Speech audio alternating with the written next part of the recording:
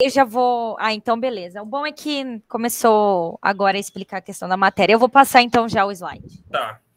E aí, só para relembrar um pouco do foco aqui da questão da disciplina, o que é geografia? Essa definição aí, gente, foi uma definição que eu fiz com as minhas palavras, então, assim, não tirei de lugar nenhum, mas eu acho que eu tentei resumir da melhor forma possível em algumas linhas, né? Que a geografia pretende estudar a relação entre a humanidade e a natureza, ou seja, como a vida humana determina a natureza e, ao mesmo tempo, como a natureza determina a vida humana. Portanto, estudamos o que chamamos de espaço geográfico, né? Eu costumo sempre comparar muito com a história, né, para ficar mais claro. Assim como a história estuda o tempo, a geografia estuda o espaço, né? Seja ele já historicizado, né, alterado pelo humano ou não. Enfim, vamos lá, partir para os nossos conceitos aí. Primeira coisa que é muito importante no Enem, as questões ambientais. Isso costuma aparecer bastante. Não sabemos se há alguma interferência do governo para impedir esse tipo de questão. Mas, na história da prova, isso sempre foi muito presente, inclusive na questão da redação, sempre foi uma coisa que falavam assim, é uma coisa que talvez venha, é um dos temas possíveis, e pelo menos nos últimos anos nunca veio de fato, né? Talvez pelo teor polêmico. Mas nas questões costuma aparecer bastante. E aí, a questão dos problemas ambientais, como eu disse, o Enem é uma prova problema. Que tipo de problemas são esses que a gente precisa estar atento, né? Primeiro, a poluição urbana, né, que envolve questões também de urbanização, da urbanização desenfreada, né, a questão das fábricas, né, da utilização de automóveis, das indústrias, do aumento das residências, e a necessidade de usar cada vez mais energia. Então, esse tipo de questão que pode aparecer, a gente tem que estar muito atento. E por quê? Isso está sendo muito discutido em todo lugar, né? A gente estava tendo até lá a COP26 na Europa para discutir isso. Não é de hoje, né? É uma coisa das últimas décadas, assim.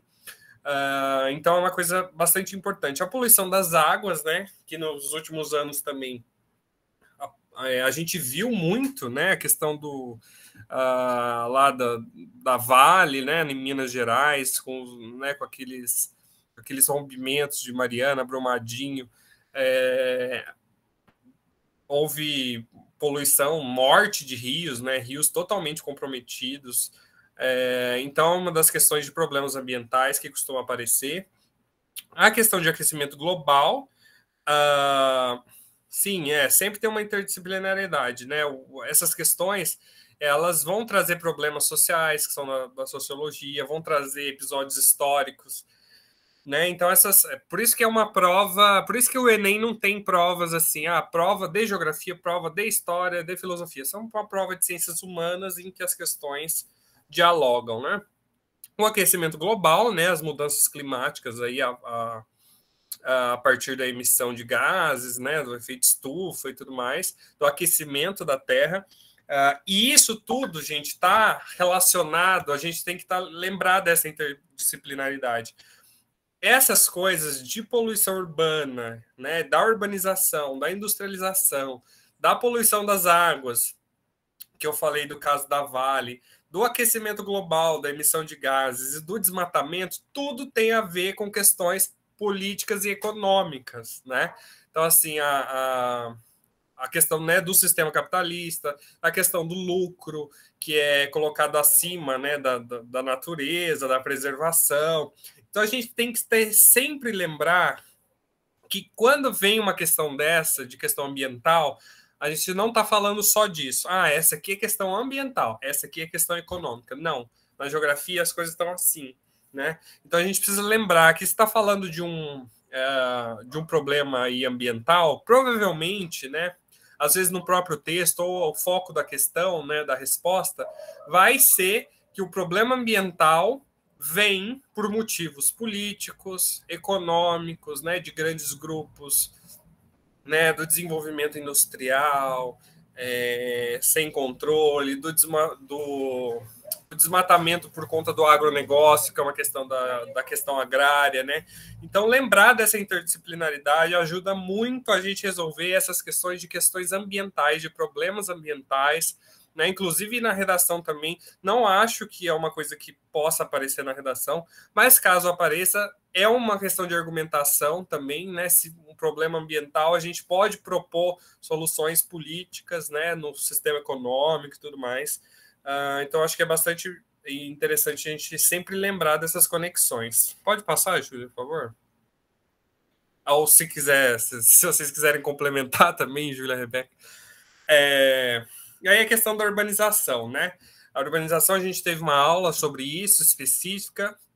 A urbanização acelerada nos países em desenvolvimento provoca problemas em série e agrava disparidades sociais urbanas, né? Então, assim, aí essas questões de urbanização costumam trazer muitos pontos históricos também, dialogam muito com as questões históricas. Por quê? A gente vai sempre que entender quando que a sociedade começou a se urbanizar e por quê, né? Foi ali em meados do século XX. Por quê? Porque começou a se industrializar tal local, e aí as pessoas começaram a sair, né? Tem o êxodo rural, que a gente tem que lembrar, que é aquele conceito das pessoas saindo da zona rural e indo para a zona urbana.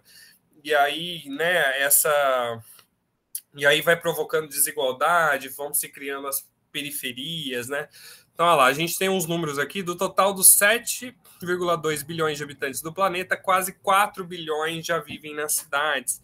E a previsão é de que até 2050 esse número passe para 6,5 bilhões. Então, a urbanização é um processo constante. Esse êxodo rural das pessoas vindo em massa para as zonas urbanas, a gente sabe que deu uma estagnada, que há até um processo de volta para o campo em alguns, conforme vão aumentando a tecnologia, as ofertas de emprego, né, na produção rural. Mas, enfim, esse boom aí que a gente tem nas últimas décadas, a gente sabe mais ou menos de onde veio a industrialização, lembrar sempre disso, industrialização, êxodo rural, né, centro-periferia, são conceitos que a gente precisa lembrar para falar de urbanização, certo? Tem sempre aquela imagem clássica que a gente mostra para vocês do prédio, que está até ali, ó. Isso aí é um outro, é o mesmo local, mas é um outro ângulo, né? Você vê ali do lado que tem um prédio com varandas enormes e tal, tem ali, né, as comunidades mais pobres, então a segregação, né, o centro da cidade, ele vai criando mais oportunidades, então vão abrindo, né, lojas, serviços, e aí vai hipervalorizando o centro, vai ficando mais caro morar ali, as pessoas que não têm condições de morar mais ali, porque o custo de vida ficou muito alto, vão indo para as periferias, e isso tudo, né, tem um processo histórico aí, também, né, econômico. Tudo, para mim, gente, tudo vai ser econômico. Acho que para as meninas também. No fim das contas, vocês descobrem que tudo é econômico no mundo. Então, não esquecer disso para falar sobre urbanização, acho que é bastante importante, tá? Ô, Igor, só para fazer um adendo, é que às vezes a gente acaba achando, e só para ressaltar mesmo, às vezes a gente acaba achando, porque geografia é só determinadas coisas, sociologia são só umas coisas, história é outra. Não, tá tudo interligado, não é porque as áreas são divididas que os conteúdos não conversam. Então, da mesma forma que a urbanização tem uma parte na geografia, ela também aparece na sociologia, também aparece na história. Então, nunca esquecer que isso vai estar sempre aparecendo e que foi o que o Igor falou, a gente vai acabar percebendo que tudo é econômico, né? Tudo está ali dentro da economia, enfim, capital e tal. Então, querendo ou não, tudo conversa. Eu costumo dizer, disso que você falou, que as áreas, né, a geografia, a história, a sociologia, a gente estuda os mesmos problemas com lentes diferentes, né? Cada um com a sua lente. Então, a história está preocupada com o tempo, a geografia está preocupada com o espaço, e a sociologia está preocupada com a sociedade, né, com o comportamento da sociedade, e aí, enfim, cada um tem a sua lente, mas a gente vai estudar os mesmos problemas, os mesmos fenômenos, né? Então, acho que é isso, esse resumão de urbanização. Conceito de globalização, isso é muito importante, é um dos conceitos mais importantes aí da geografia. Milton Santos, maravilhoso, geógrafo maravilhoso. Milton Santos, nosso eterno mestre, professor, que vem aí, né, iluminar o debate sobre globalização. Globalização, né, que nada mais é do que um termo que se desenvolveu aí no final do século XX, principalmente após a queda ali da União Soviética, né, daquela bipolarização da Guerra Fria, em que o mundo começou a se conectar e começou a exportar e importar tudo, inclusive questões de modelos políticos, de modelos, enfim, de questões culturais, de costumes, né? Então, assim, se hoje a gente, aqui no interior de São Paulo, se a gente toma milkshake, se a gente come sushi, se a gente quer ir no Starbucks ali em Roseira, isso tudo veio para a gente de algum lugar, não é coisa que os nossos avós faziam, né? Os nossos avós tinham costumes locais, nós temos costumes globais. E isso é um processo muito novo, né? E é cada vez mais presente, a gente cada vez mais consome coisas, né, que vêm de fora. Então, assim, o nosso McDonald's, o nosso, sei lá, os sushis da vida com cream cheese, que nem os japoneses comem. Mas, assim... O iPhone... O iPhone, a Netflix, a Disney Plus, a Amazon Prime. E, no fim, a gente nem está falando português mais. E esse processo de tudo se conectar no mundo, né, o capitalismo se desenvolver, ele começa a ser discutido ali, porque, né, cai o modelo comunista, então o capitalismo ele se espalha pelo mundo, os mercados se abrem, e aí muitos teóricos vão defender que isso é importante, que isso é positivo, e aí nós, aqui com um intelectual genuinamente brasileiro da Bahia, negro, que se formou em Direito lá, né, nos anos 40, vem estudar geografia e falar: estão dizendo que está tudo ok, não está nada ok, né? Como diria a Maria da Conceição Tavares, não está nada ok. Tem coisa errada, né? Então, o Milton Santos ele vem como crítico da globalização.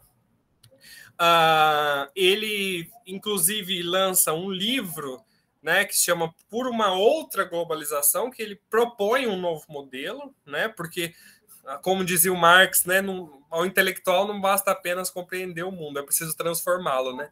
Então o Milton ele vai muito além de compreender o que é a globalização, ele vem e quer transformar e propor um novo modelo, né?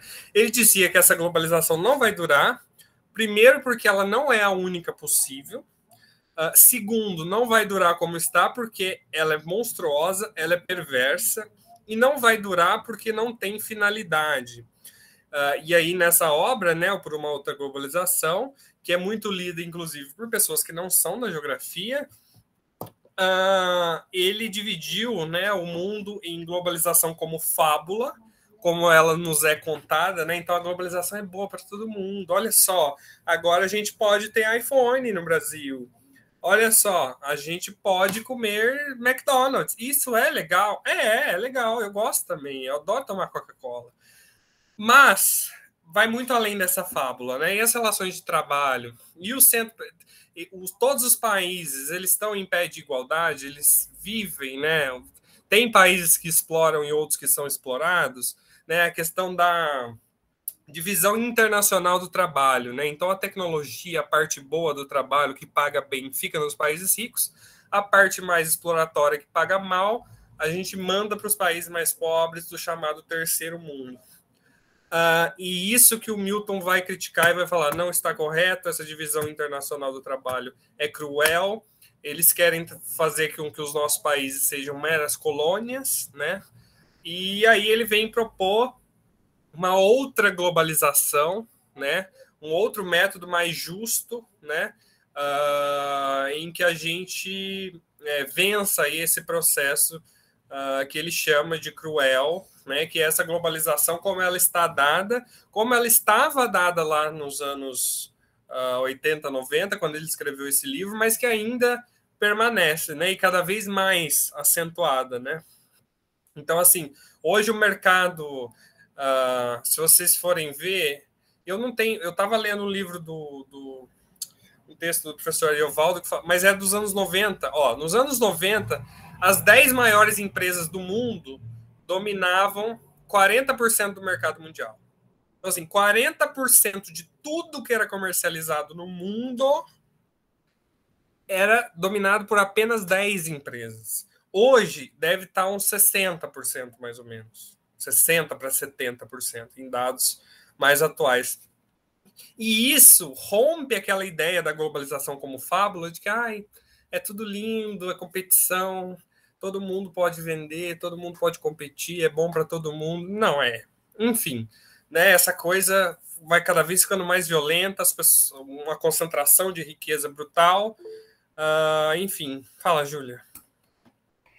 Isso que você está falando me fez lembrar muito daquela coisa, tipo, tudo que a gente vai comprar agora, é só você prestar atenção, a maioria das coisas são da China, né? Onde é uma mão de obra mais barata, né? Tem um trabalho, né? Uma mão de obra quase que escrava, né? Beirando a escravidão.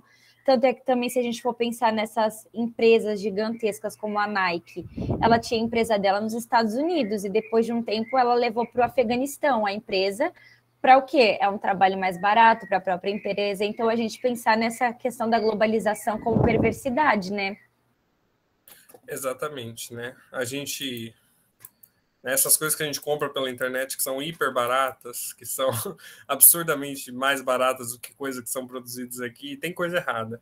Isso que o Milton vai criticar. E lembrando, também processos econômicos. Países e empresas cada vez querendo crescer mais, ficarem mais ricos, apoio político, né, das grandes nações, das grandes potências. É isso aí, pode passar essa parte. A questão agrária, muito importante, especialmente do Brasil, né? A geografia agrária é ciência que estuda a terra, suas formas de exploração, cultivo, né, o desenvolvimento da agricultura. Enfim, e aí a questão que mais importa para nós aqui, que a gente vai chamar de questão agrária, é a questão de luta e de disputa entre diferentes modelos de agricultura. Eu até dei uma aula, acho que foi na semana passada, né, sobre isso aqui. Então, a disputa entre modelos de agricultura, né? Também disputa, né, social, econômica, de diferentes modelos. Grandes grupos, né, que historicamente recebem, né, terras de processos históricos aí, como as capitanias hereditárias, né? Isso nunca foi revisto, nunca tivemos uma distribuição de terras justas no Brasil.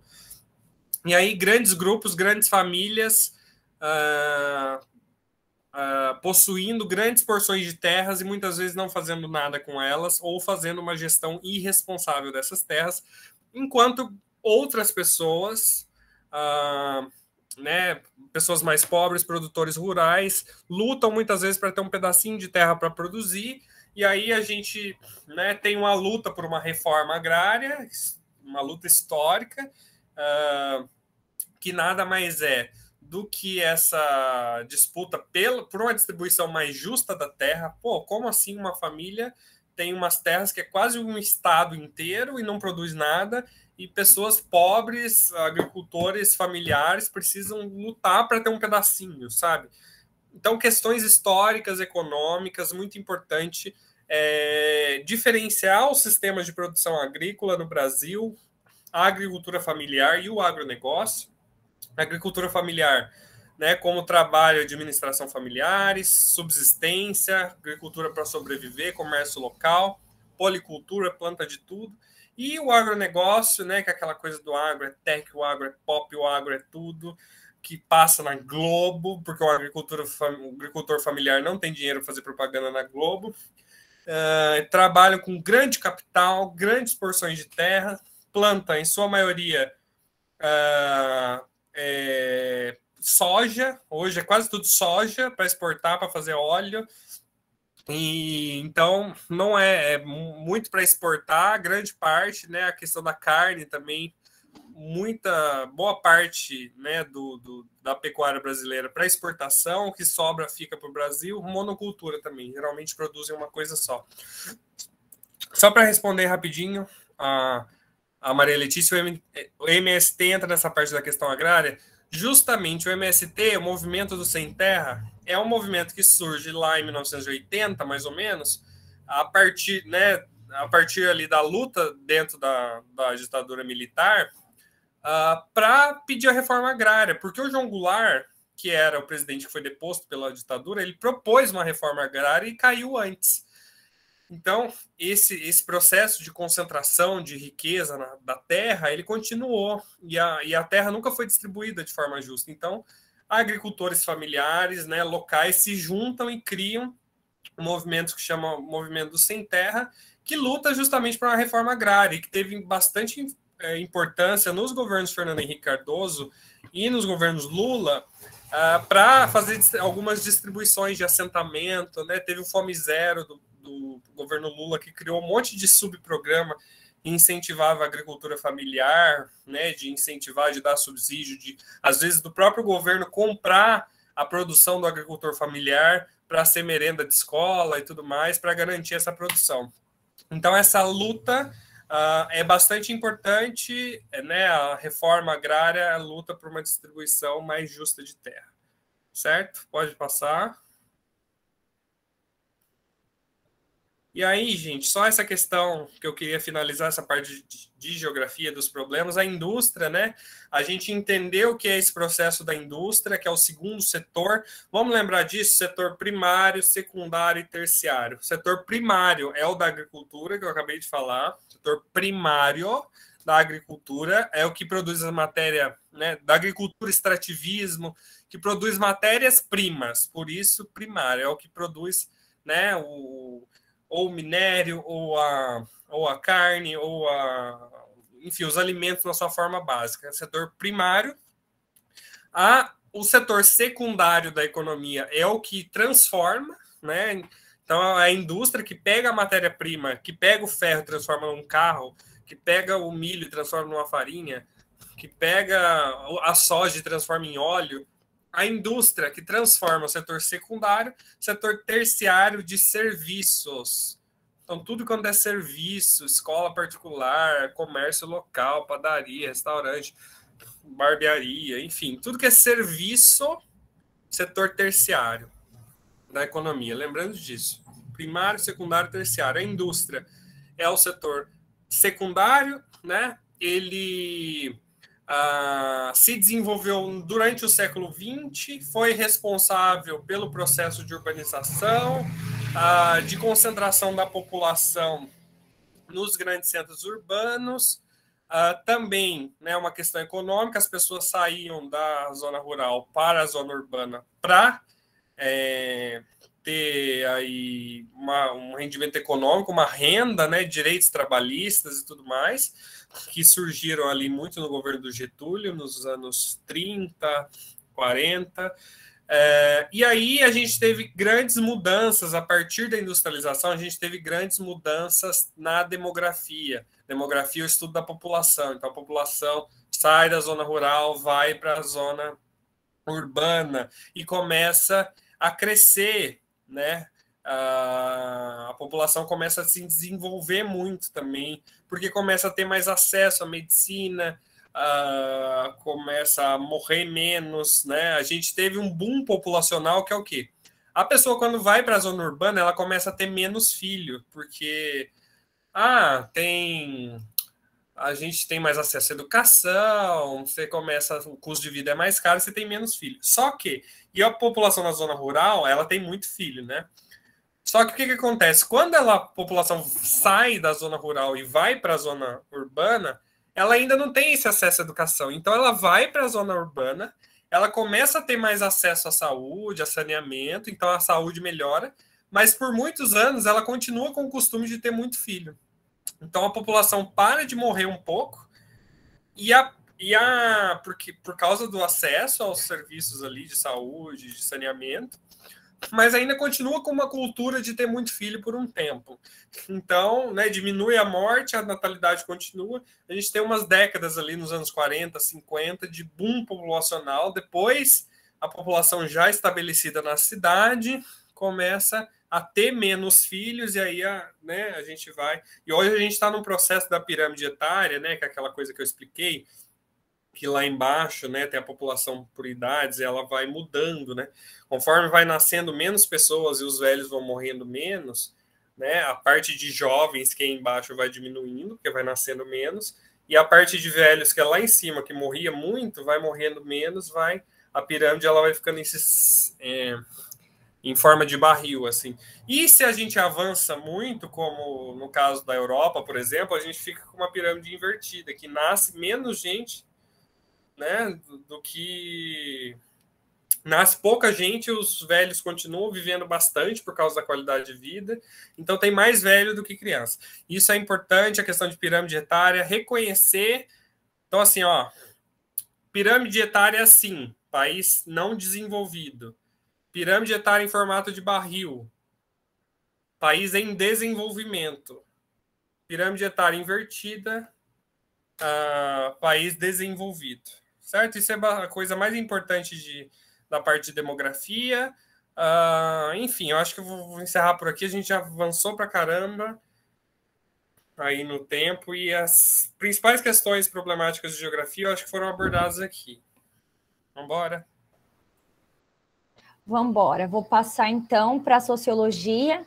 Então, vamos lá. Vocês estão me ouvindo? Em algum momento vai ter algum barulho e tal, já peço desculpa para vocês, né? Vai ter algumas coisas assim ao fundo, mas vamos lá. Algumas das questões, né, das 45 são de sociologia, né? Tem aquela coisa que a gente já comentou de que não tem uma divisão muito clara, né? Mas vamos lá. Esses são os temas, né, que mais caem no Enem, né? Que é importante a gente ressaltar, que é cidadania e política, cultura, ética e moral, classe social, desigualdade social, pensamento sociológico, trabalho e modelos de organização. Então, vamos lá. Trouxe aqui para vocês o que é sociologia, essa definição aqui é do Giddens, tanto é que eu trouxe até uma questão dele para vocês, né, que cai no Enem com um trecho de um dos livros dele, que é esse mesmo que eu peguei a definição. A sociologia é o estudo científico da vida humana, de grupos sociais, de sociedades como um todo e do mundo humano. O tema central da sociologia é o nosso próprio comportamento como seres sociais. A sociologia vem para nos mostrar a necessidade de adotarmos uma visão mais ampla de nossas vidas, explicar por que agimos como agimos, né? Aquilo que o Igor já tinha falado, né, no começo da fala dele, né, de cada um tem uma lente, né, para ver as mesmas coisas. A sociologia, ela vai, né, ver a vida humana, o comportamento do ser humano, né? A gente às vezes fala do homem, mas não no sentido do homem, apenas o homem, né, do sexo masculino, mas, né, o homem como ser humano, né? A gente vai estudar o homem, a sociedade, né, o impacto de nós na sociedade, né? Então, vamos lá. O primeiro tema vai ser cidadania, né? E aí, vamos lá, vai ter aquela ideia de que os seres humanos nascem livres, né? Que é esse o conceito, né, do começo, né, de quando veio a cidadania, que é aquela coisa que cai bastante no Enem, que são os contratualistas, né, que vai aparecer o Hobbes, o Locke, o Rousseau. E aí, para o Hobbes, né, todos os homens nascem livres e iguais. No entanto, toda essa liberdade poderia gerar conflito. Então, para ele, para, né, garantir o fim desses conflitos, aconteceria o famoso contrato, né, que a liberdade ela vai ser cerceada pelo Estado, né, que aí a partir desse momento que tem o Estado para intervir nessa sua liberdade, o cidadão vai ser um cidadão de fato, né, antes você era apenas um sujeito, depois você vai passar a ser um cidadão, né, a partir do momento que tem esse contrato social para dividir a sua liberdade, né, através do Estado. Depois vem o Locke, que para ele somente os homens livres, iguais e donos de alguma propriedade podem firmar contratos com o Estado. Então, a gente tem que lembrar que, né, a gente pode fazer aquela reflexão, né, para a Grécia Antiga, né, nessa questão de quando começa a acontecer a polis, né, ali na questão da política, que começa ali na Grécia, essa questão pela política, o debate, e se a gente pensar, nem todos os homens eram livres, porque a gente tem que pensar que existia o contexto de escravidão, então muitos homens eram escravos, né, eles eram servos de um senhor. Tem as mulheres, né, que as mulheres não, né, não são os homens, e elas não, né, ficavam em casa, elas não tinham essa voz, né, na polis e tal. Então, a gente vê que essa cidadania, ela era muito afunilada, né? Então, a gente tem que pensar que a partir do momento que, né, para o Locke, através de você ter a sua liberdade, né, ela só vai acontecer a partir do momento que você tem propriedade.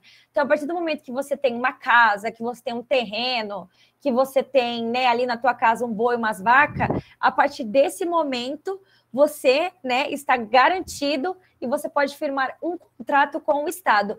Para o Hobbes, não, mas já para o Locke, sim, você precisa ter uma propriedade para você poder firmar esse contrato com o Estado, né, que é essa separação da liberdade, né? Você tem um limite, então a partir desse momento que você tem a sua propriedade, o Estado vai poder intervir, e só aí você vai poder ser um cidadão, né? Sair do âmbito de sujeito e conviver na sociedade como um cidadão. Já para o Rousseau, a igualdade só existe baseada na liberdade. Para ele, a igualdade só pode existir a partir de parâmetros jurídicos. Todos devem ser iguais perante a lei. Então, para o Rousseau, diferente do Hobbes e do Locke, que você, né, você vai ter a sua vida privada, aí vai ter interferência do Estado, e aí você vai poder, né, viver enquanto um cidadão. Para o Rousseau, tudo está interligado, a sua vida privada e a sua vida pública, né? O que você tem na sua casa e o que você vive fora. Tipo, por exemplo, a gente aqui, né, no nosso dia a dia, eu tenho a minha vida na minha casa, eu faço as minhas coisas na minha casa, mas enquanto eu sou uma pessoa na rua, eu vou ter uma vida diferente, né? Vou ter outras coisas, né? Eu vou fazer outras coisas quando eu estou fora da minha casa, né? Na minha vida pública. Mas para o Rousseau, tem essa divisão. Então, você só vai ser, né, uma pessoa com liberdade a partir né, da imposição do Estado, das leis do Estado. Então, só assim você vai ter a sua liberdade, né, e você vai poder ser um cidadão. Então, basicamente, isso é o importante para a gente saber sobre a cidadania, né, que ela vai ser firmada através desse contrato social. Lembrar dos contratualistas, Hobbes, Locke e Rousseau. Eles caem bastante no Enem, esses nomes vocês não vão esquecer mais, então eles vão estar sempre aparecendo.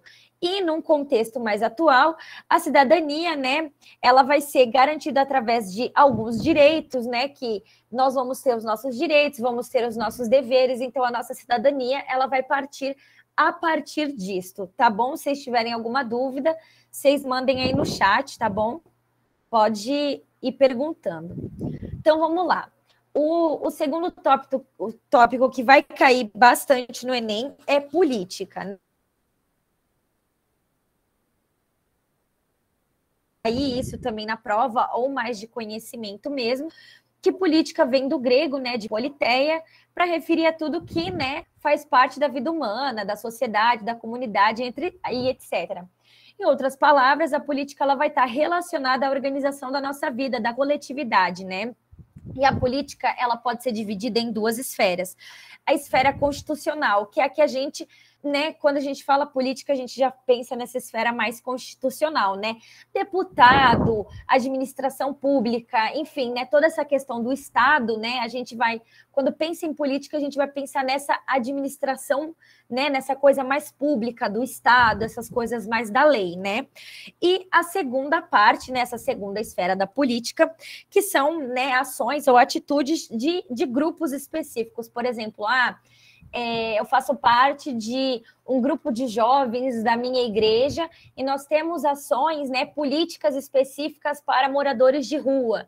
Então, a política ela pode ter essas duas interpretações. Mas a interpretação que a gente vai estar buscando mais aqui é essa interpretação mais voltada, né, para o ato público, né, para a parte mais pública, né, da atuação das leis, né, e que a política a gente não pode esquecer que a partir do momento que a política ela está existindo, né, ela é a única esfera, né, que existem várias esferas, por exemplo, a esfera política, a esfera econômica, né, existem essas várias esferas. A esfera política, ela é a única que não sofre interferência das outras esferas. Então, a esfera política, ela é a única que comanda as outras esferas. Como assim, né? A esfera política, ela vai comandar a esfera econômica. Então, assim, políticas econômicas e tal, elas vão, né, acontecer, elas vão ser geridas, né, a partir das políticas, né, de uma lei e tal. Essas políticas econômicas, determinadas coisas, elas vão acontecer através da interferência, né, da esfera pública. Então, a gente tem que entender que, a partir do momento que a gente vota, né, que a gente exerce, né, a nossa democracia, a gente está transferindo a nossa força legítima, né, a nossa parte política individual para o Estado. Então, tem uma autora que já caiu também várias vezes no Enem, que é legal vocês terem bastante ela em mente, que é a Hannah Arendt. Ela faz parte, né, dessa esfera mais política, aí, da ciência política, e ela vai falar dessa questão da força legítima. Que a partir do momento que você votou, por exemplo, eu elegi o presidente tal, esse presidente ele vai ter a força legítima, então ele vai poder exercer a força legítima dele, né? Que é o quê? Ele vai ter o exército, ele vai ter a polícia, são forças legítimas, né? Que o Estado, a gente vai estar transferindo a nossa força individual, a gente vai estar passando essa nossa força para o Estado através do voto. Então, a partir do momento que eu elegi aquele presidente, né, aquela pessoa que está lá comandando o meu Estado, ela vai ter a força legítima para poder comandar aquele Estado. Então, por exemplo, se alguém roubou, isso não é uma força legítima.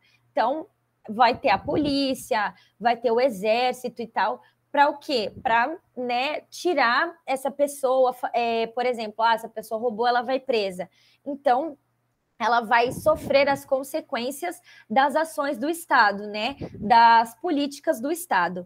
Então, a gente também tem que ressaltar a questão da democracia, que além disso, né, que eu comentei com vocês, da gente votar numa democracia também é uma das coisas que aparece muito, né, no tema de política do Enem, que a gente tem que entender que as sociedades mais antigas, que eu comentei com vocês na aula de filosofia, por exemplo, as sociedades medievais, daquela coisa do feudalismo e tal, né, nessas sociedades europeias, o poder ele ficava concentrado no clero, na nobreza e tal, e que essa sociedade ela era hierarquizada de uma forma bem dura, bem concreta, né? Você não passava a ser do clero. Se você era ali, você era servo, você era servo. Se você era do clero, você era do clero. Mas depois que veio aquela coisa, né, do iluminismo, depois veio Revolução Francesa e tal, todas essas questões, começa a ser criticado, questionada essa ideia de estratificação, né, de divisões de classes, divisões, né, de que se você é da nobreza, você vai ser para sempre da nobreza, mas se você não é da nobreza, você vai morrer, né, sendo servo. Então, começa esses questionamentos nesse âmbito, né, mais político, e as coisas começam a mudar, começam a ganhar outra estrutura, né? E aí, a partir desse momento, a gente vai entrar nesse âmbito mais da democracia, que a democracia a gente sabe que é um tipo de governo, né, feito pelo povo e para o povo, né? Isso, como eu comentei com vocês, vai remeter a gente à Grécia Antiga para falar daquela coisa da voz, né, que a gente tinha ali na polis e tal. E a gente tem que pensar na palavra mesmo democracia, porque demos, né, ele vem se eu não me engano, ele vem do grego, que significa povo, e cracia significa krotos, que é poder, né? Então, democracia vai significar o povo no poder. Então, a gente tem que entender que a democracia, ela dá voz para o povo, que é o que eu já disse no começo, é um governo do povo para o povo. Então, o povo ele vai poder ter interferência na questão do Estado, nas questões das políticas. Por exemplo, se a gente não está concordando com alguma coisa que está sendo feita, a gente pode, né, ir para a rua, a gente pode se manifestar, né, a gente tem a nossa liberdade de manifestar os nossos interesses, os nossos questionamentos, né? A gente sabe que existem países não democráticos e a gente sabe que também existem momentos, né, da nossa vida, né, dessa atualidade também, como antigamente, de momentos de governos que eram democráticos e foram perdendo, né, a sua totalidade, né, a sua força, foram tomando outros rumos, tem outras interferências em governos democráticos, a gente tem que pensar na questão do neoliberalismo, né, que é uma força do capitalismo que vai ter uma interferência na política da esfera econômica, que a economia, como o Igor disse lá no começo, a economia vai estar influenciando tudo, ela que vai estar demandando tudo, vai estar mandando em tudo. Então, de alguma forma, a democracia vai ficar fragilizada a partir do momento que tem essa interferência econômica. E aí é isso, né? A gente tem que ter isso na nossa mente. E mais 2 outros termos muito importantes que também já apareceram várias vezes no Enem, que são muito importantes, que são isonomia, né, que são termos, né, que eram usados, né, que são termos que vieram, né, do grego, que iso significa igual, inomia significa normas, isegoria significa, né, o ise vai ser a mesma coisa de iso, né, que é igual, e goria voz. Então, tem essas duas pontuações, né, esses 2 termos que eles vão ser muito presentes na Grécia, né, na questão da política mais antiga, na Grécia Antiga, mas que, de alguma forma, eles têm reflexos ainda na democracia atual, tá? Então, só para a gente só dar mais uma reforçada, que as pessoas, né, elas têm que ter voz dentro de uma democracia, elas têm que poder se manifestar, né? A gente sabe, né, que a gente tem a nossa liberdade, mas a nossa liberdade ela é contida pelo Estado, que o Estado ele tem a força legítima. Então a gente não. Galera, falo demais, eu até me engasgo aqui. A gente tem que entender isso, que tem todo esse movimento dentro da esfera política. Vocês têm alguma dúvida? Vocês querem fazer alguma pergunta? Porque, olha, a gente fala demais, eu me engasguei aqui. Vocês? Eu vou continuar, se eu estiver travando alguma coisa, vocês me avisam, tá? Se perder alguma coisa. Então, agora a gente vai para o próximo tópico, né? Que é algo que aparece bastante no Enem, que é a questão da cultura. A cultura, ela vai ser tratada, né, nas ciências sociais, enfim, né, como uma parte específica da antropologia, né, que vão estudar a questão dos costumes, das crenças e tal, mas que a gente tem que ter bastante em mente que a cultura é isso, né? É manter tradições, costumes, crenças, linguagem, mitos, rituais, enfim. Tem sociedades, tem civilizações que são totalmente diferentes da nossa, né? E que a gente também tem que ter bem claro para nós que não existe essa questão de cultura mais evoluída e menos evoluída. Não existe essa questão de evolucionismo cultural. Isso foi uma coisa muito trabalhada na antropologia, né? Naquelas primeiras escolas da antropologia que fala que existe uma cultura mais evoluída que a outra. Por isso que a gente tem até hoje essa ideia, né, da Europa ser a cultura mais evoluída, essa coisa do eurocentrismo, né? Mas que a gente tem que deixar bem claro que cultura não tem nada disso, né? De que existem culturas mais evoluídas que a outra. Não, isso não existe, porque cada cultura é uma cultura com mitos, crenças diferentes das outras. Então, vamos lá. A cultura, ela vem... Isso é muito legal da gente saber o porquê que a palavra ela é de tal jeito. Cultura vem do latim de cultura, que significa cultivar. E cultivar vem do quê? Do plantio, né? De você plantar alguma coisa, e você cultivar aquela planta, aquilo que você plantou, até ficar maior, para você poder comer, enfim, né? Para ter outras finalidades. Então, cultura veio, né? Ela teve essa modificação ao longo do tempo, de que a cultura ela vai ser basicamente isso, né? Ela vai cultivar as nossas crenças, costumes, né? Tudo que eu falei para vocês, religião, até mesmo a nossa gastronomia, né? Muitas coisas que a gente tem hoje são influências de outras culturas que estão presentes na nossa cultura. Então, deixar bem nítido isso de que não existe uma coisa mais evoluída que a outra. E que nessa questão da cultura vai aparecer um carinha muito importante, que é o Bourdieu, que ele da sociologia contemporânea, que ele vai falar de como a cultura ela tem influência, né, em nós enquanto indivíduo nessa sociedade capitalista, né, que é essa sociedade globalizada que o Igor já explicou no começo. Ele traz 3 tipos de conceito. Ele traz o conceito de capital cultural, que é aquela coisa de que, por exemplo, se eu tive uma educação diferente da do Igor, se eu frequentei escolas diferentes que ele, se eu frequentei escolas, né, mais caras, se eu tive oportunidade de fazer um curso de idioma ou outro curso, enfim, isso está tudo dentro do capital cultural. Que esse capital cultural ele está atrelado a fatores econômicos.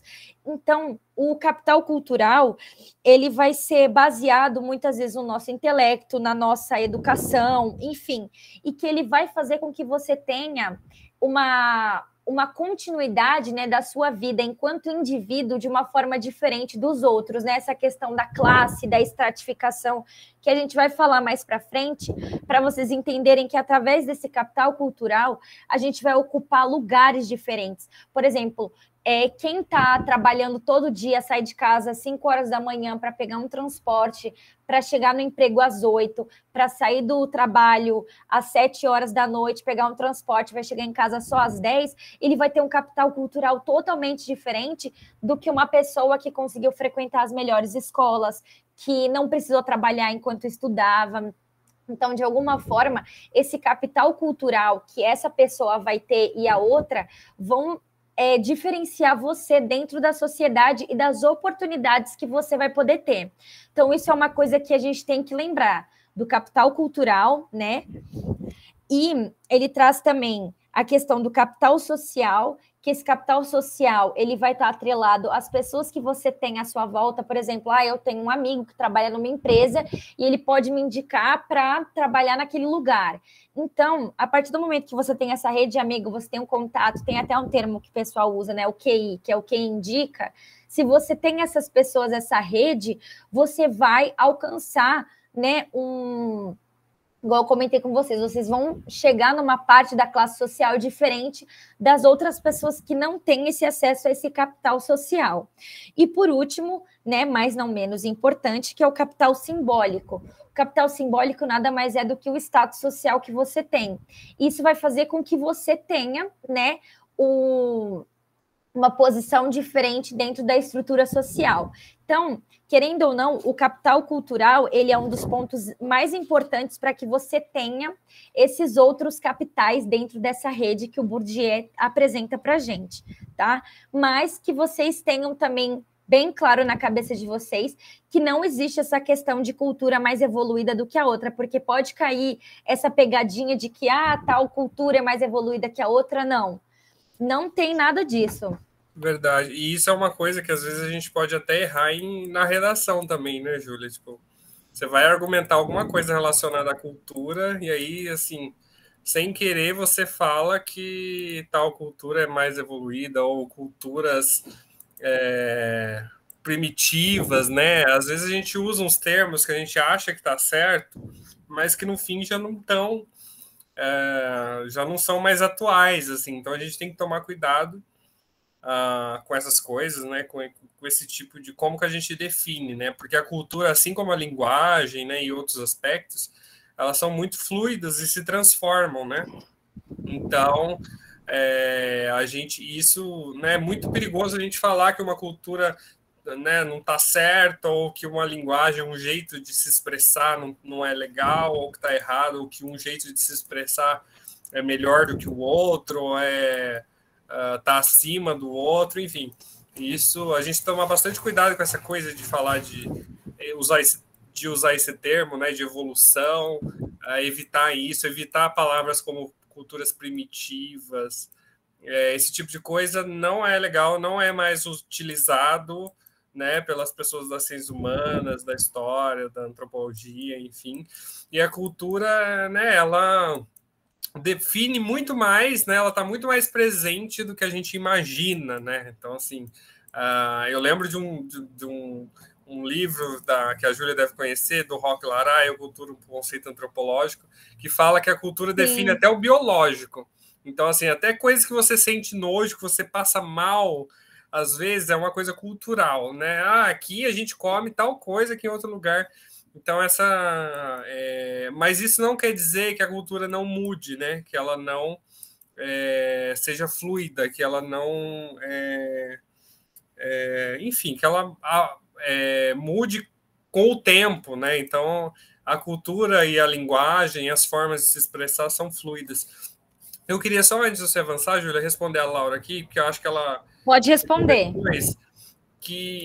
Sobre essa questão do Enem que a gente estava comentando antes, que é o seguinte, Laura, tudo indica que houve algumas pressões aí para que questões, como eu estava dizendo no começo da aula, o Enem é uma prova problema, né? Então sempre problemas sociais são trazidos, e isso às vezes incomoda. E assim, com certeza há pressão, algumas pessoas se demitiram, mas o que a gente tem ouvido de pessoas da educação que trabalham com o Enem é que é muito difícil mudar a essência da prova de um ano para o outro. Assim. Então, tudo indica que sejam alguns blefes do governo, algumas ameaças, né? Que é aquela coisa, eles sempre jogam lá, aposta lá em cima para ver se há recuo, né? Então, assim, talvez tenha uma ou duas questões que consideraram polêmica demais, e aí forçaram a tirar essa questão em específico. Talvez tenha isso, mas mudar a essência e o tipo da prova eu acho muito difícil, principalmente porque a resistência dos profissionais que trabalham no INEP, essas demissões, né, que eles pediram demissão, é um efeito disso, dessa resistência. Então, eu acho que mudar mesmo a prova, assim, a estrutura da prova, eu não acredito que isso aconteça. Eu acho que é mais uma questão pontual ali, de alguma questão que devem ter incomodado, mas mudar a prova como um todo, o estilo dela, eu acredito que não mude, não. E também, se fosse fazer uma coisa dessa, ia comprar uma briga muito grande. Porque não é nem que fosse, né? Tipo, é uma prova pequena, mas mesmo assim, é uma coisa para o Brasil inteiro. Então, vai mexer com muita coisa. Mas, gente, qualquer coisa, vocês mandem aí no chat que eu fiquei na outra aba e acabei não vendo o chat. Peço até desculpa para vocês. Daí agora, um dos outros temas, que é a questão da ética e moral, né? Ela também vai estar presente na parte de filosofia, ela é mais da filosofia, né, do que da sociologia, mas ela também aparece, né, nas duas áreas, então é bom vocês saberem, né, um pouco da parte da sociologia. Trouxe aqui para vocês que a moral vem tem origem latina, vem do latim de moralis, que significa que tudo é relativo aos costumes. Sendo assim, pode afirmar que moral é um conjunto de valores que variam de cultura para cultura. Querendo ou não, né, a gente tem alguns costumes, né, na nossa moral, tem aquela coisa que a gente fala da moral cristã, né, que tem interferência da Igreja Católica, né, da questão do pecado, né, e tal. Tem muita coisa que fica, né, nessa nossa moral, né, tem muitas coisas que ficam, né, nessas nossas noções de moral. Querendo ou não, a moral, ela vai nos orientar, né, vai orientar o indivíduo, conduz as nossas noções de certo e errado, né, querendo ou não, vão ter condicionantes históricos, sociais e culturais. Ela vai se manifestar, né, a nossa moral, ela vai se manifestar através dos nossos costumes, igual aquilo que a gente falou da nossa cultura, né, tudo que a gente tem como costume, crença, tabu, modo de pensar, enfim, de como a nossa sociedade se estrutura, então a nossa moral vai ser baseada nisso. Então, ela é um processo coletivo. A nossa moral, ela não é gerada eu exclusivamente individual, né? Eu enquanto indivíduo. Ela vai ser gerada coletivamente na nossa vida social, né? Enquanto sociedade. E a palavra ética, ela vem do grego ethos, que ela vai se referir ao caráter, né?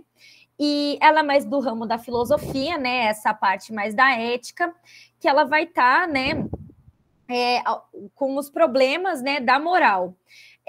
Que ela vai estar nessa questão do bem e do mal, da justiça, do dever, do poder, dessa questão da liberdade. Então, a ética ela vai estar mais nisso, um exemplo da ética, eu trabalho aqui com os colegas do cursinho. Eu não vou, por exemplo, se eu tive algum desentendimento com o Igor, eu não vou virar para a Rebeca e falar, nossa, Rebeca, o Igor é um saco, o Igor é um chato. Eu vou estar, né? Não tem ética, sabe?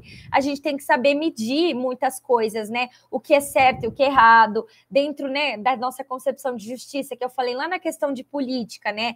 Porque, querendo ou não, a justiça ela também vai estar dentro da questão do Estado, né? Enquanto leis, enfim, a gente sabe que a nossa liberdade vai até certo ponto. Então, querendo ou não, existem regras dentro da nossa, né, dessa questão da nossa ética, da nossa moral. Então, é basicamente isso, da ética e da moral, tá? Também vai ter na parte da filosofia, mas eu não vou estar entrando nisso.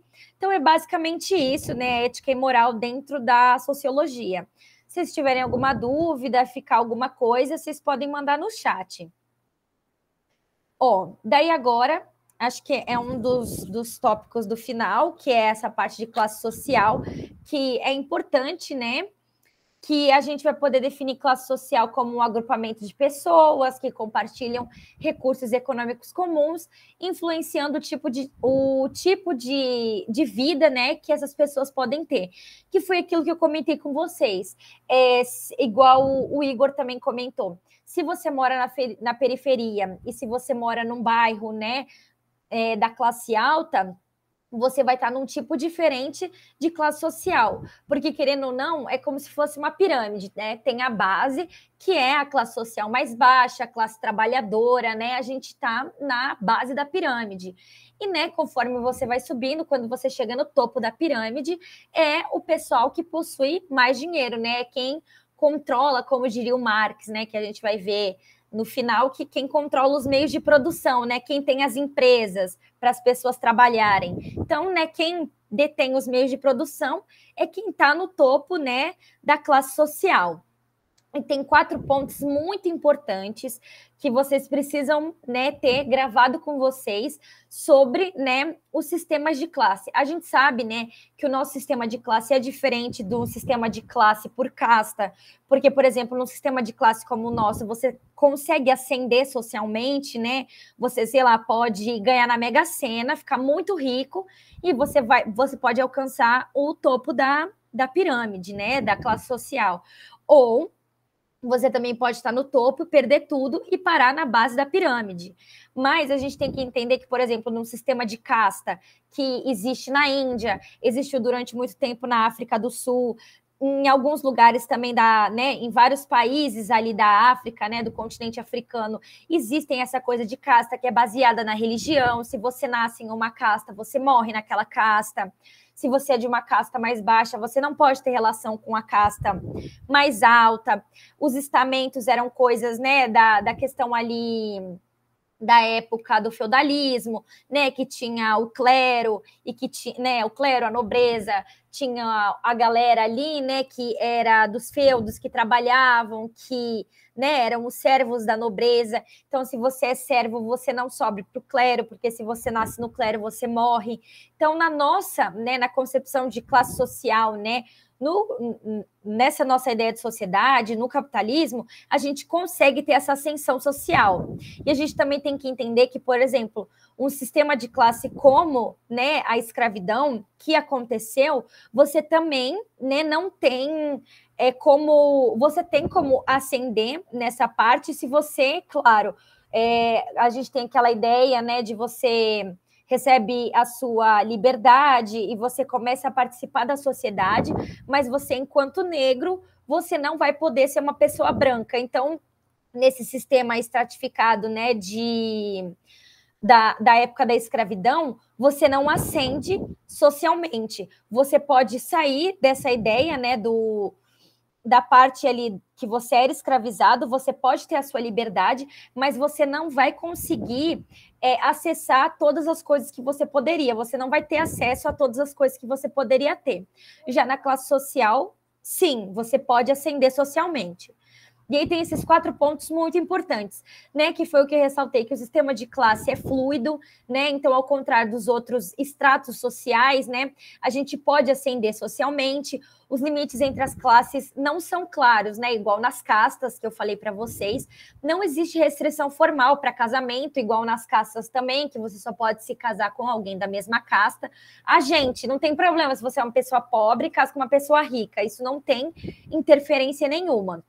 Segundo ponto, as posições nas classes até certo ponto são obtidas, né? A classe de um indivíduo não é simplesmente definida no nascimento. Então, por exemplo, você, mesmo que você nasça, né, ali a sua mãe é trabalhadora, enfim, ela está ali na classe social mais baixa, você pode ter uma mobilidade social, você pode ascender socialmente conforme você for vivendo a sua vida e chegar no topo, né, da classe social.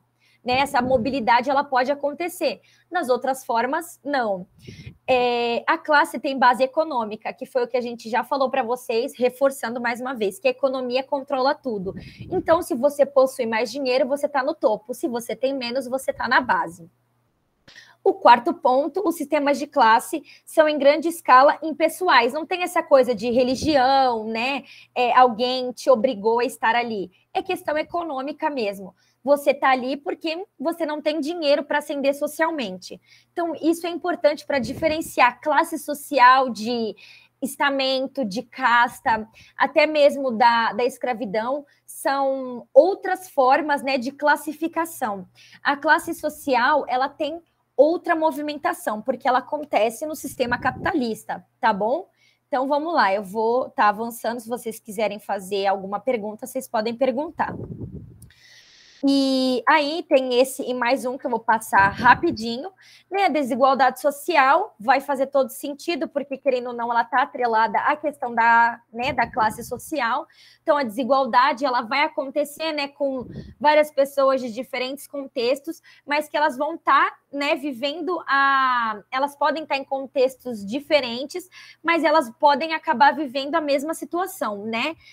Esses indivíduos eles vão viver essas desigualdades através, né, da questão financeira. Geralmente é isso que acontece, porque a desigualdade social ela acontece, claro, da questão financeira, mas ela também tem outras coisas, como, por exemplo, você pode...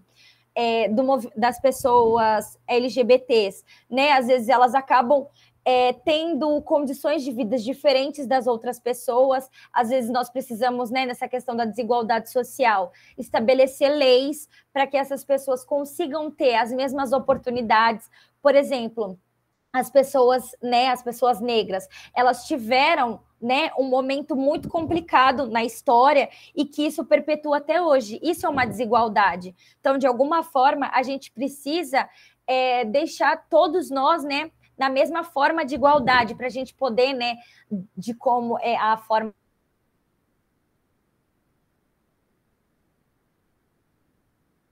do mercado,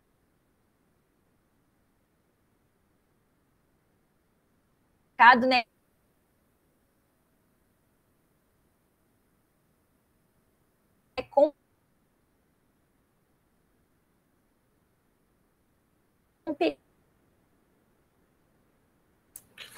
A Júlia está travando.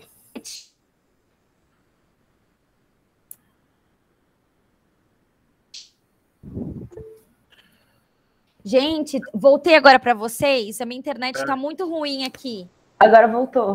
Voltou, desculpa. Tá alinhando ainda a imagem com o som. A imagem tá agora foi. Tá difícil aqui hoje. Acho que agora foi, então. Sim. Então, beleza. E aí, né, a gente sabe que existem várias leis para tentar igualar todo mundo, né, na nossa sociedade, mas que a desigualdade ela vai acontecer, né, tanto pela forma econômica quanto pelas outras questões, né, que podem ser advindas de outros processos. Por exemplo, as pessoas negras que passaram por esse processo de escravidão, elas vão ter outras oportunidades do que as outras pessoas, porque, querendo ou não, mesmo que essas pessoas não sofram a mesma coisa hoje em dia, ainda existem resquícios disso que aconteceu. Então, a gente precisa, de alguma forma, deixar todo mundo na mesma posição, para a gente poder, né, entre várias aspas, né, competir do mesmo lugar. tá? Então, a gente traz essa questão aí também do Rousseau, que ele vai aparecer, né? Que a desigualdade é um fenômeno que tende a sempre se intensificar no contexto social. Então, assim, né? Se a gente vive nesse contexto do capitalismo, na sociedade capitalista que a gente vive, a desigualdade social, ela é uma coisa muito presente, né? Que é claramente, né? A gente tem isso visível, né? Que quem tem mais dinheiro está no topo, então não vai sofrer tantas desigualdades quanto as pessoas que estão mais na base. A gente sabe, né, que as pessoas que sofrem desigualdade social, elas têm cor, elas têm gênero. Então, a gente sabe que tudo isso influencia. Beleza, gente? Eu vou estar passando. A imagem está falando sozinha agora. Mas agora vocês estão conseguindo me ouvir? Tamo. Ah, então tá bom. Então, eu vou passar, tá? Aí agora a gente vai entrar nessa questão do pensamento sociológico. Eu vou trazer alguns pensadores aqui para vocês, que é o básico, né, daqui da sociologia, que aí tem o Comte, né, que ele foi o precursor aí da sociologia, ele foi o primeiro autor a sistematizar a sociologia como ciência. Aí depois a gente tem outros autores, né, que sistematizam a sociologia como ciência, que é o Bourdieu, que ele de fato, né, trouxe o método científico para as ciências sociais na contemporaneidade, mas o Comte foi o precursor aí, falando, né, da questão do ser humano, nas explicações metafísica, teológica, né, filosófica, porque, querendo ou não, a gente sabe que logo no começo, quem era filósofo era matemático, era físico, era tudo. Então, o Comte também foi uma dessas pessoas que pegava tudo, né, para falar da sociologia. E aí, além do Comte, né, tem os três famosos, né, das ciências sociais, que é o Marx, né, o Durkheim e o Weber.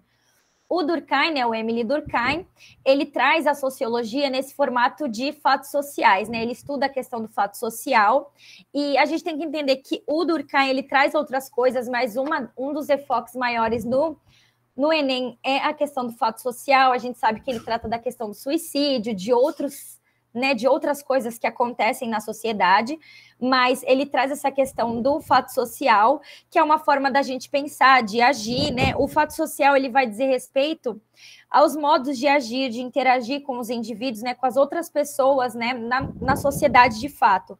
E a gente tem que entender que o fato social, ele é algo externo a nós, ele é coercitivo, né? É uma coisa que a gente não consegue controlar, ele, né, ele gruda na gente, a gente não consegue tirar isso, e é geral. Então, de alguma forma, a gente pode pensar que um fato social são relações de parentesco, mãe, pai, irmão, é um fato social, casamento é um fato social, um papel de cada membro na família, que foi isso que eu falei para vocês.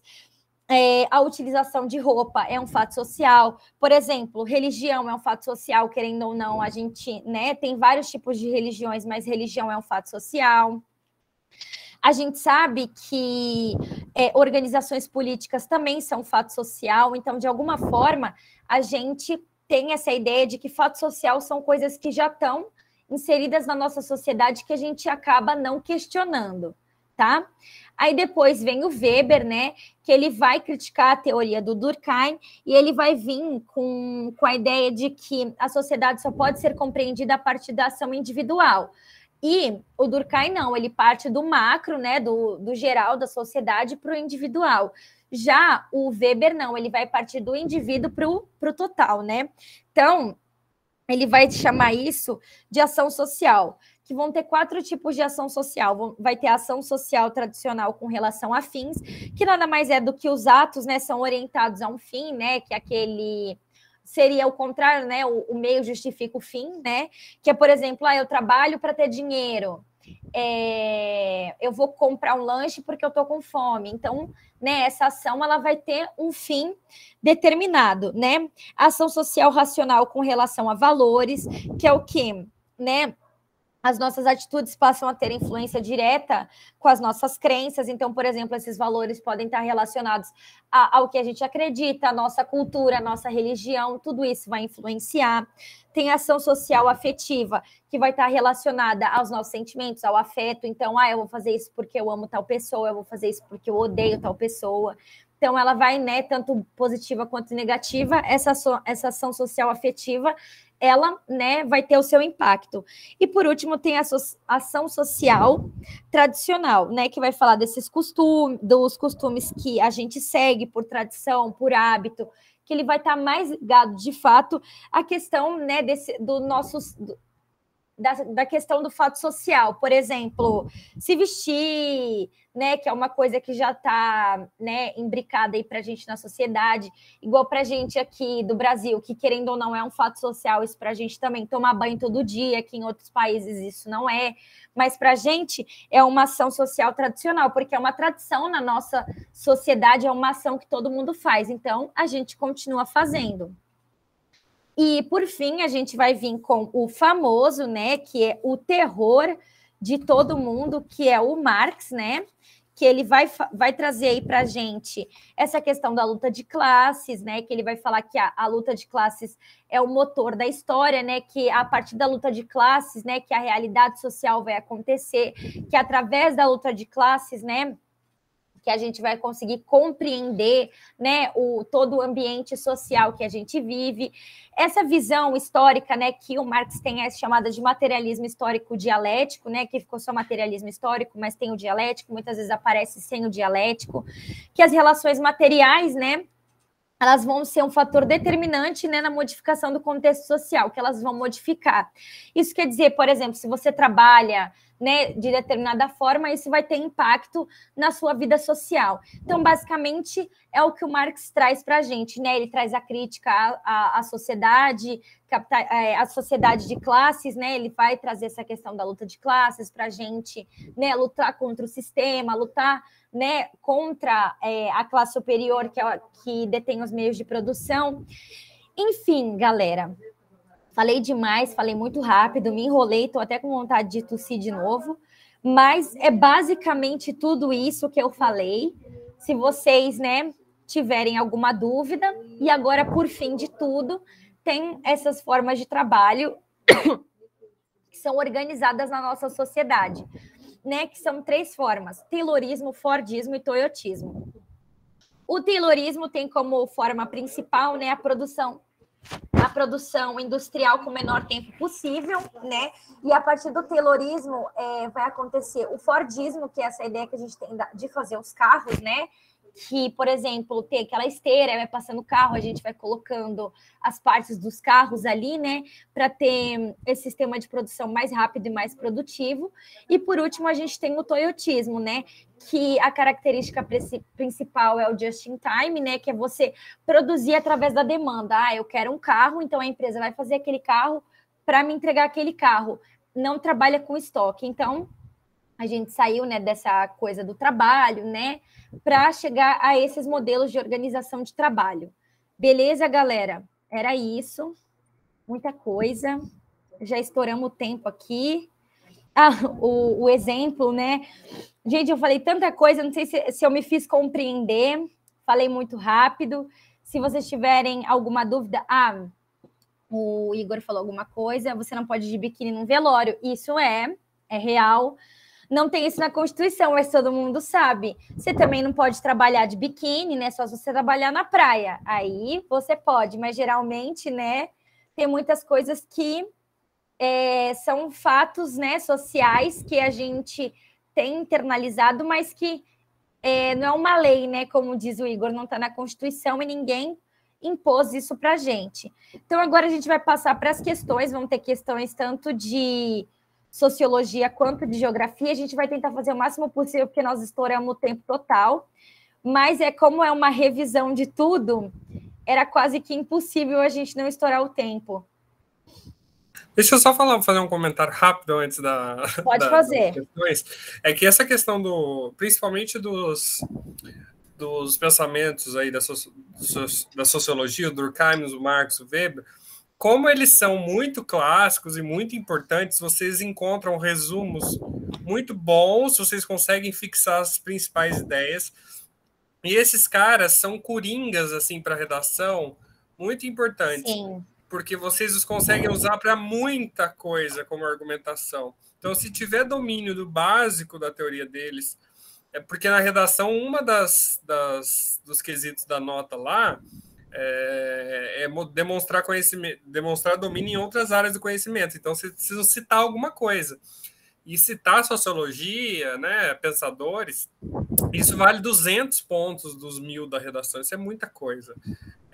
E eu queria dar o meu exemplo de que em 2018, que foi o último Enem que eu fiz, eu usei o Durkheim para falar sobre os algoritmos, né? Usei o conceito do fato social, que é uma coisa muito simples, para falar sobre os algoritmos lá, que foi o tema da redação do Enem, e consegui ficar com 920 na redação, usando Durkheim, entendeu? Uma coisa assim. Então, o Marx, o Durkheim, o Weber, se vocês pegarem aí resumões das teorias deles, vocês conseguem aplicar como argumento para muita coisa, muito mesmo. Gente, mas isso é muito importante. O meu último Enem foi em 2016 e eu não lembro quem que eu pontuei, acho que foi o Hobbes, algum deles também, e minha redação não foi tão assim bombástica, 920, mas eu consegui 850, então assim... Essa foi intolerância religiosa, né, esse ano? Isso, foi intolerância religiosa. Acho que eu usei aquela coisa do homem é o lobo do homem lá, daí acho que eu coloquei uma dessas coisas lá na redação, então ajuda bastante, porque é isso que o Igor falou, você vai demonstrar domínio, né, sobre os temas. Mas vamos lá, correr aqui com as questões.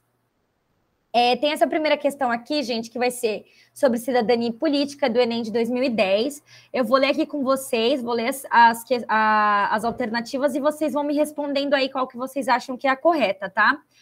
Vamos lá. Pecado nefando.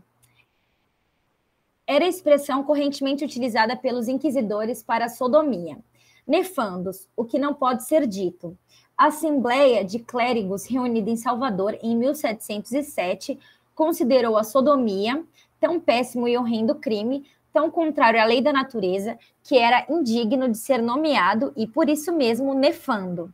O número de homossexuais assassinados no Brasil bateu recorde histórico em 2009.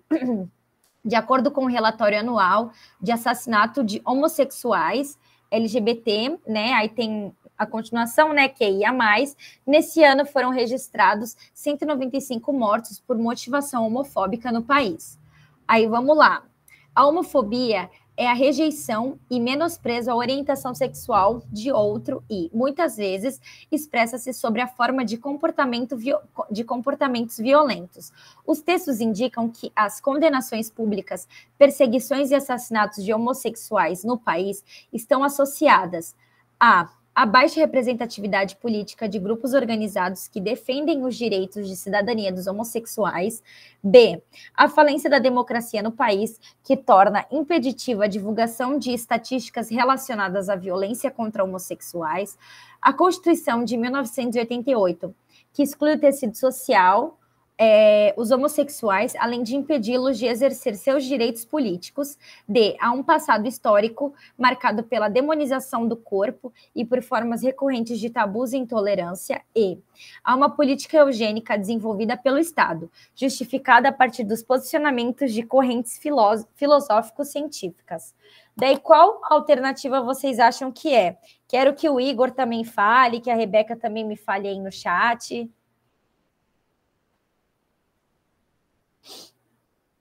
Vamos lá, Maria Letícia respondeu D, a Alex respondeu A.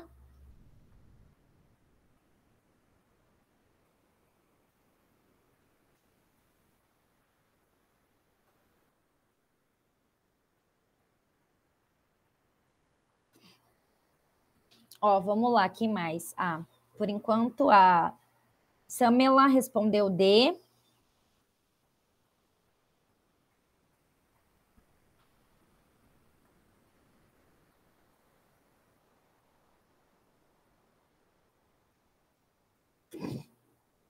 Bom, a gente percebe aí na questão, galera, essa questão da cidadania, né, de você poder ser um cidadão, né, exercer a sua liberdade e tudo mais, mas também tem a parte da questão política que fala, né, aqui nas respostas fala da questão da Constituição, tem várias questões aqui, tanto histórica, né, da parte da Assembleia de Clérigos e tudo mais, fala aqui do assassinato dos homossexuais, que a gente sabe, né, que é crime. Então, de alguma forma, traz toda essa questão da cidadania e política. Então, vou estar falando aqui para vocês, se mais alguém quiser responder. Não teve mais nenhuma manifestação para eu poder passar para a próxima. A resposta é a D mesmo, né? Há um passado histórico marcado pela demonização do corpo e por formas recorrentes de tabus e intolerância. Agora vamos para a próxima questão, que agora é de urbanização, que é do Igor. Oi, peraí, deixa eu voltar aqui. Tá. Beleza, gente, ó, questão simplesinha, curta. Urbanização, Enem de 2015. O processo de concentração urbana no Brasil em determinados locais teve momentos de maior intensidade. E, ao que tudo indica, atualmente passa por uma desaceleração no ritmo de crescimento populacional nos grandes centros urbanos. De um texto aí, né, de um livro, Cidades e Metrópoles.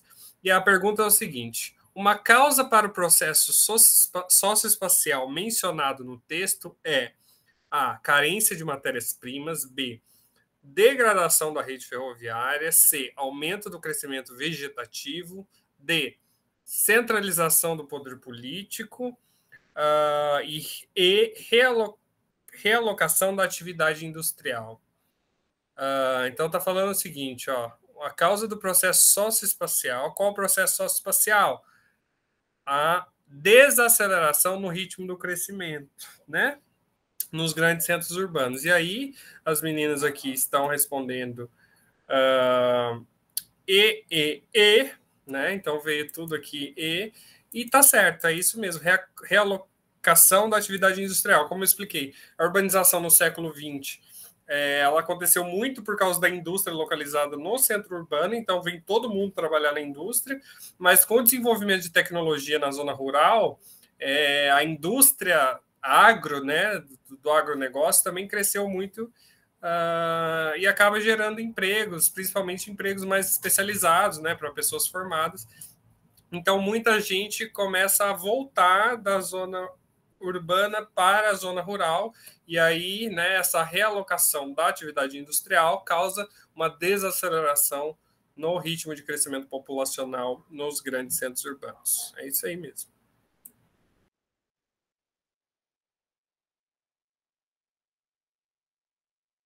O microfone estava fechado. Vamos lá para a questão aqui de política do Enem de 2017.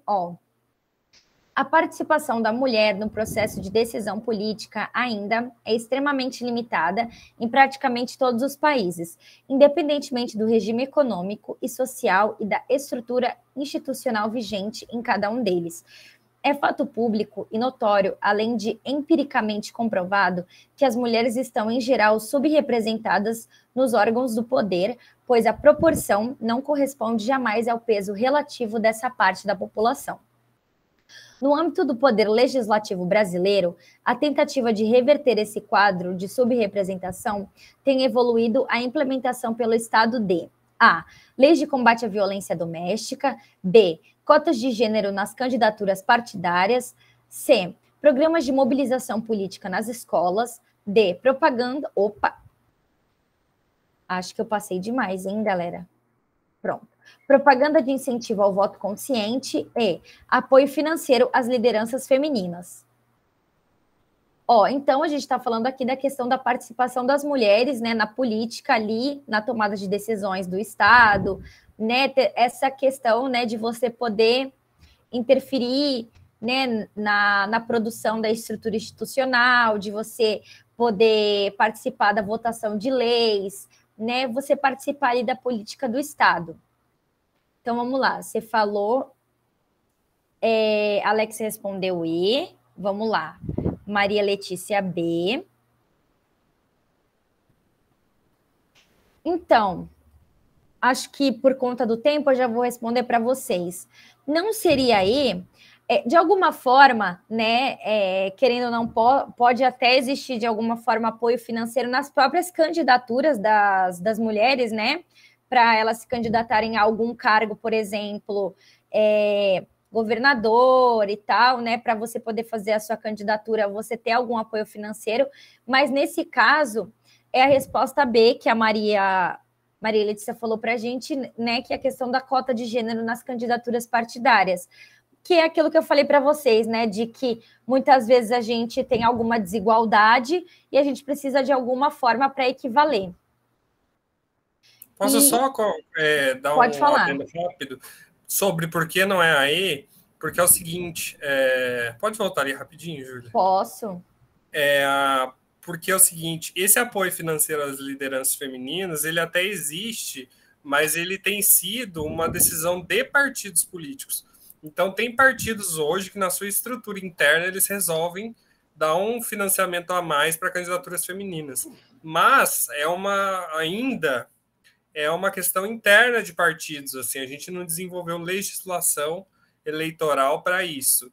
Então, sendo que a B, no caso das cotas, já é uma legislação em que dentro de uma legislação eleitoral vigente, que dentro de uma coligação, por exemplo, de um partido, né, você não pode ter 100 candidatos a deputado e 95 ser homem, né? Então a lei prevê que precisa ter uma divisão. A questão do apoio financeiro ainda é uma questão que não é de legislação, é uma questão de partidos, uma decisão interna que alguns partidos adotam, outros não. Então, por isso que não é aí. Então, galera, é isso. Vamos passar para a próxima. Eu acho também que a gente não vai conseguir fazer todas as questões, porque a gente já está estourando demais o tempo. Vamos pular para uma de geografia.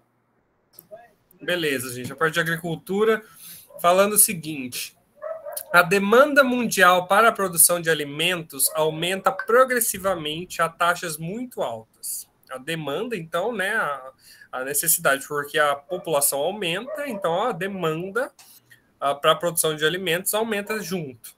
Atualmente, na maioria dos países, continentes e regiões, a água consumida na agricultura é de cerca de 70% da disponibilidade total. Inclusive, falei isso na aula da semana passada. E aí é o seguinte: para que haja redução da pressão sobre o recurso natural mencionado, a expansão da agricultura demanda melhorias na A. Fertilização química do solo. B. Escoamento hídrico do terreno. C. Manutenção de poços artesianos. D. Eficiência das técnicas de irrigação. E. Velocidade das máquinas colheitadeiras. E aí a gente recebeu aí umas respostas D, né?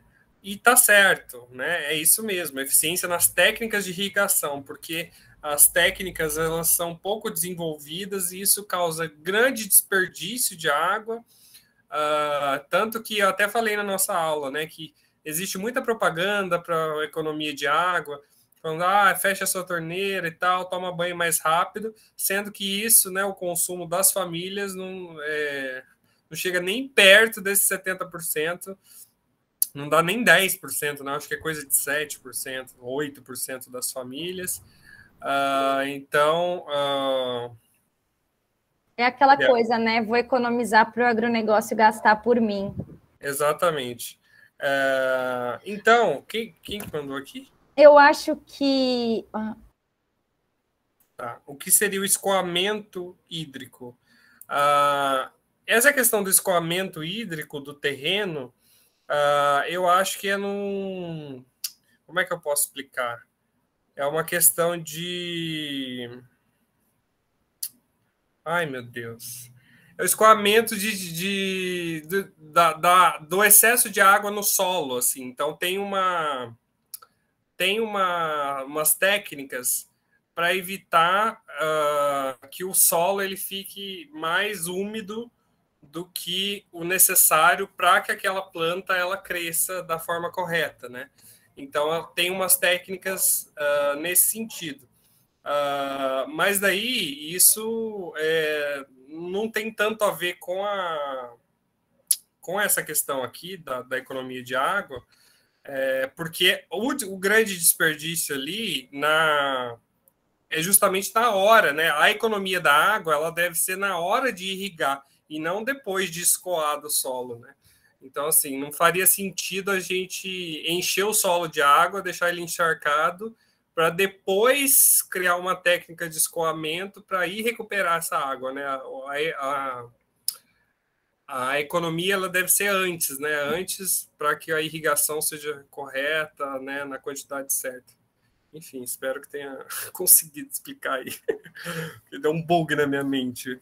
Não, até tirou a minha dúvida, porque eu acho que eu nem lembrava mais o que era, já fiquei até sabendo do escoamento hídrico. Mas, gente, eu ia até ver aqui com vocês, porque eu vou precisar terminar agora, que eu vou ter uma aula agora às 8 horas. E aí eu pensei no seguinte, da gente disponibilizar o slide para vocês no grupo, e aí vocês respondem as questões que faltaram, ou quem não respondeu, né, não responder e mandar lá para a gente. Qualquer dúvida também a gente tira lá para vocês. E se vocês, né, tiverem alguma dúvida de alguma outra coisa, a gente pode mandar lá também. Enfim, tirar dúvida de vocês. Vocês podem chamar a gente no privado. Enfim. Boa.